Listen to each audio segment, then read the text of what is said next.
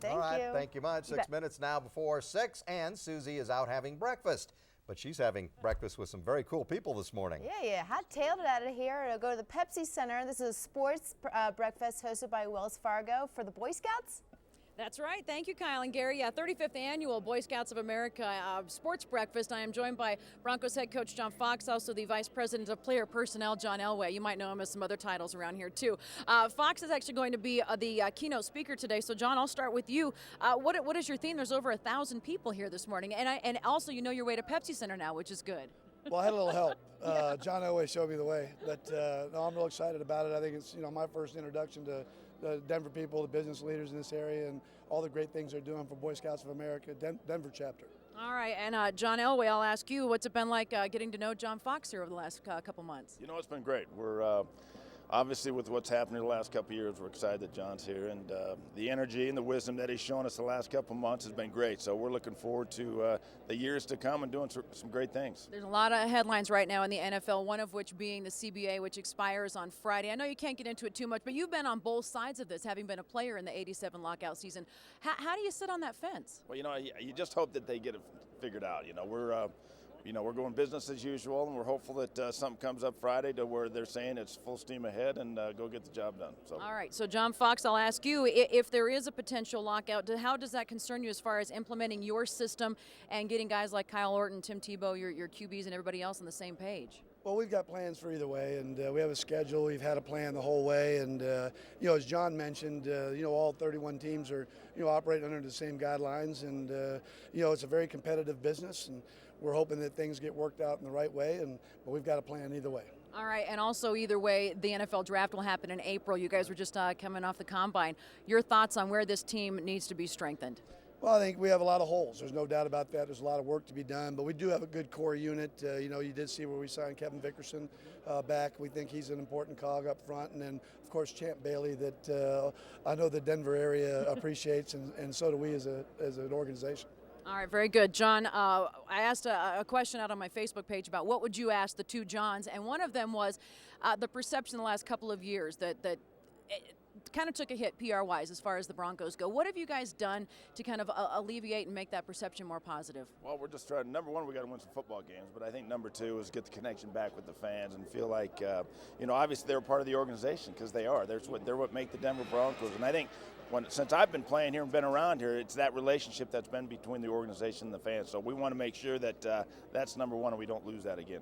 All right, very good. Do you guys have nicknames you go by at Dove Valley? Since John, I couldn't figure out what to call you both. Well, he's a coach and I'm John. So. Oh, is that how it goes?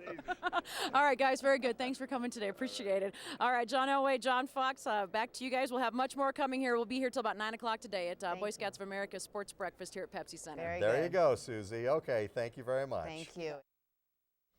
Okay, thank you very much. Susie's out having some breakfast at the Pepsi Center. She's covering the sports breakfast hosted by Wells Fargo to benefit Boy Scouts of America. Hi, Suze.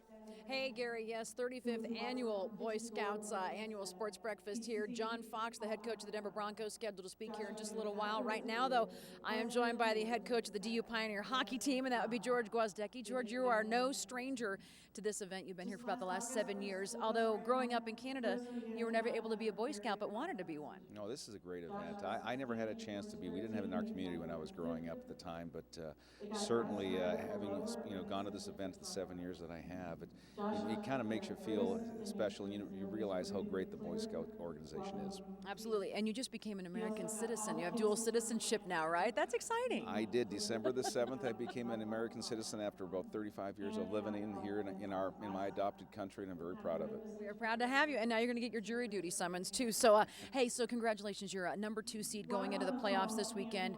Kind of a little bit of a scouting report on what you're expecting as far as your hockey team going into this, and hopefully on to bigger and better things in the Frozen Four eventually. Well, the first round of the WCHA playoff starts Friday night. It's a best-of-3 series against Minnesota State Mankato. They've had a challenging year. We're the number 2 seed. They're the number 11 seed, and I'm really proud of the way our players have responded this year.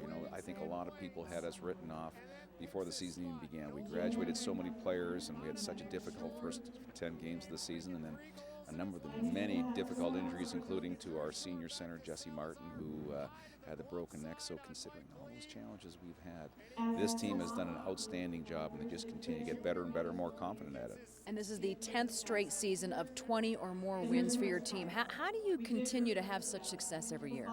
Well, I think it really starts at the top. We have a tremendous commitment from the university and Chancellor Bob Coombe and our athletic director, Peg Bradley-Doppus. We have tremendous assistant coaches who go out and get the proper student athletes that fit the profile for our program, and obviously the student athletes do it. When you talk about people like Drew Shore and Kyle Ostro and Sam Britton and Jason Zucker and David Mikowski and Matt Donovan, I mean, these guys are tremendous players who are not only big names in our community, but are going to continue to have big names as they move on after their college career into the National Hockey League.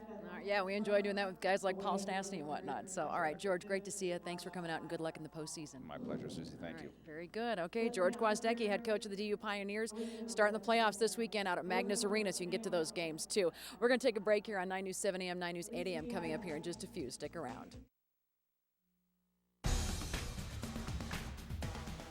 There's a live look at the Pepsi Center in downtown Denver. We're inside. There's a lot going on, and Susie Wharton is there for a very special assignment.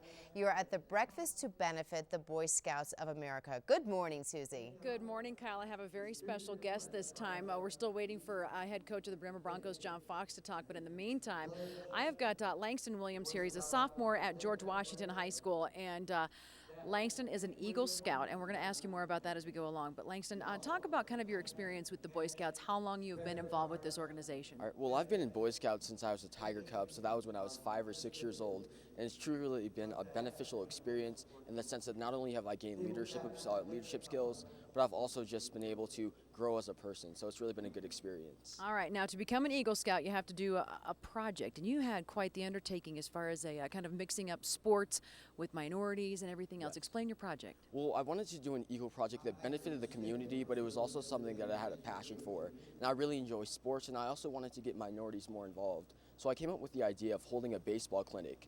And essentially I held this clinic, and we had over 110 players between the ages of 7 and 12 come and participate, as well as some minorities. So it was very good. I was able to raise over $750, so the project really worked out well. So not only did you hold a camp, but you also made a fundraiser out of it at the same time. How did you come up with this idea? Well, coming up with a fundraiser, I wanted to do something that was also able to benefit the community more than just improving baseball skills, and I realized that money is able to do that. So by thinking maybe being able to create a scholarship program, which I was able to do, essentially it's allowed for a lot of players who wouldn't be able to financially commit to the league to be able to play. So that's amazing. Now, Langston, you won an award for this, right? Yes. And not everybody gets one of these cool trophies. If you want to hold that up a little bit, you can show everybody what that is and explain this. Well, basically, it's an award from the Frontier District for the best Eagle project of the year per se, and it was a really good award, and it was a real honor to actually receive this. So essentially, what this means is it was an award that it was an Eagle project that they felt was so beneficial to the community. It deserved to get recognized. Yeah, absolutely. Now, how does Boy Scouts help you? You have an older brother who's at ASU right now. He was a Boy Scout, so it obviously runs in your family. It's important to you and your folks too, who are here just snapping picture after picture of you here. Well, I would just say that Boy Scouts is a really beneficial experience, and like you said, my family's been really involved in it, and it's brought us closer together as a family, and it's also gotten us more community involved. So it's just really been beneficial in that sense. All right, so now what are your plans for the future? To become an Eagle Scout, is there more beyond this? Well, you can always get more merit badges, but right now I really enjoy speech and debate and playing baseball, so I'm really enjoying that as well as being involved in my Boy Scout troop. All right, and Langston, you don't have a whole lot of room left for more badges, so I think you're full. Yeah, I'm pretty full, but I'll find a way.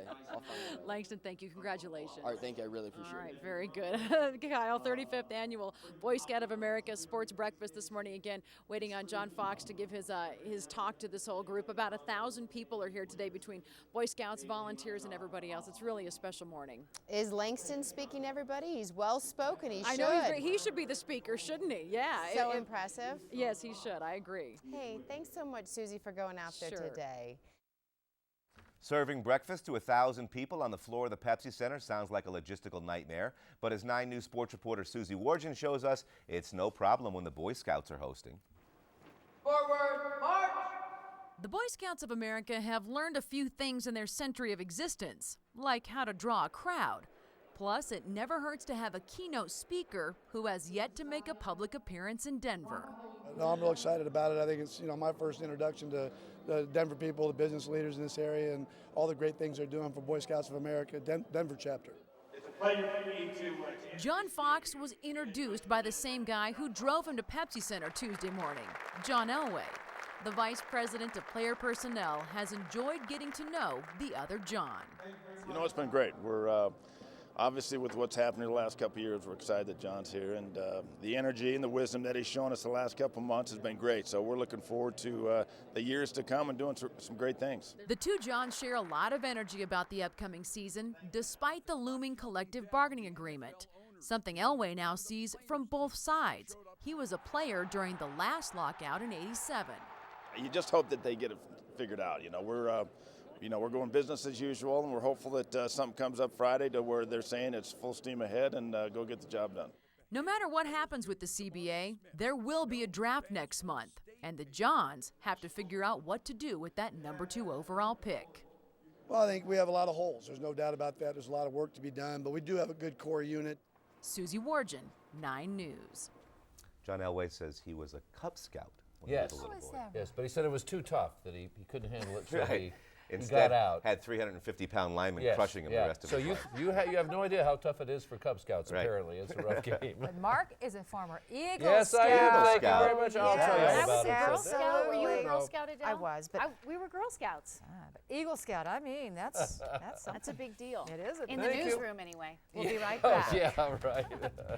Okay, I did.